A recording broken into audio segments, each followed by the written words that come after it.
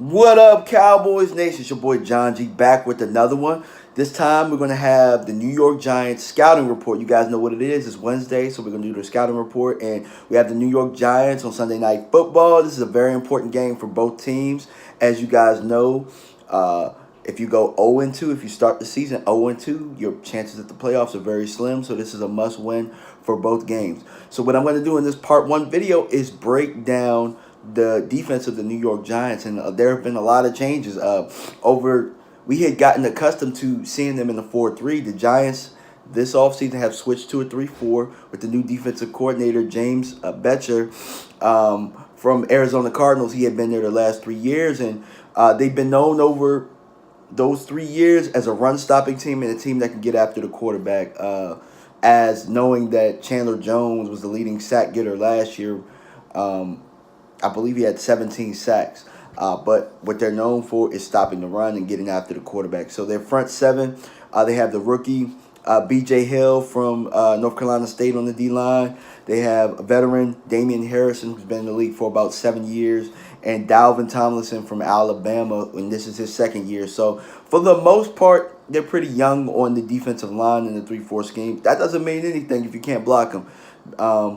Some would say that we're pretty young on the offensive line, and looking at last week, our offensive line did not look good. So the New York Giants are probably going to try and attack our weaknesses there. Sam linebacker is Kareem Martin, inside backer B.J. Goodson, outside backer. This is a familiar name. He played with the Rams for, I believe, the first 5 years of his career. Alex Ogletree. He has a lot of tackles, so he's a guy that gets a lot of tackles, but he does not get a lot of sacks as the outside linebacker in the 3-4 type of scheme. He only has 5.5 career sacks in his career, so if we're looking for a guy to come off the edge as being him, it's probably not going to be him. But Olivier Vernon is coming back from a high ankle sprain this week, I believe. I can't see why he wouldn't come back for the Cowboys. Everybody always seems to get healthy for the Cowboys, so Olivier Vernon is a guy who has given Tyron Smith some trouble in the past. He's given a lot of people some trouble. Olivier Vernon, I even want to say at some point he's given Trent Williams some trouble. So Olivier Vernon is definitely somebody we need to watch out for. In the secondary, they have Eli Apple, Janoris Jenkins at the corner spots. The thing about Eli Apple is coming in from Ohio State, he struggled a bit, but now he's starting to get a little bit more solid. But good route running still can beat him. He's a guy that plays the ball well in the air, but he always seems like he's trailing, in my opinion. But he made some good plays this week against Jacksonville, so maybe he shored up some of that technique a little bit. Janoris Jenkins, as you guys know, he's as solid as they come. He's definitely, in our eyes, known for his back and forth with Des Bryant in their battles. But I could definitely tell you that Janoris Jenkins is a problem. He's going to be a thorn in our side. We got to find a way to attack him with combo routes and stuff of that nature. I'm not necessarily sure in this scheme how it fits, because how he fits with the 3-4 or normally with corners it doesn't change very much, but we weren't really able to see too much because Blake Bortles is a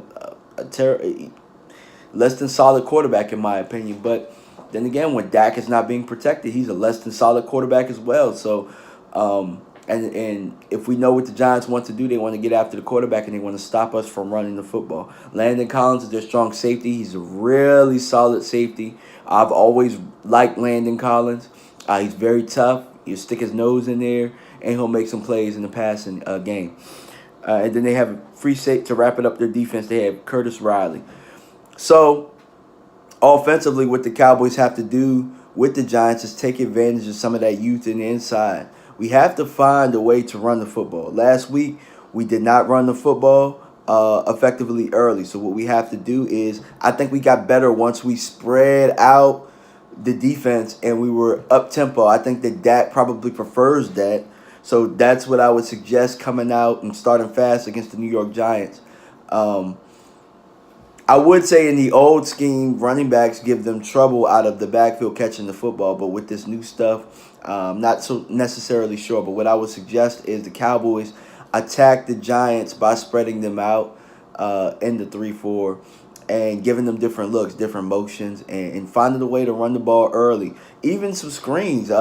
Last week we did not do any screens or getting the ball to Ezekiel Elliott in space throwing the football as much. So one of the things that I saw that the Rams did when they weren't really able to run with Gurley up the middle like they wanted to, they spread them out, do a couple of screens, sped up the tempo. Next thing you know, they're gashing the defense. And I think that we should probably do something very similar, being that we have a top running back and he's the best player on our offense.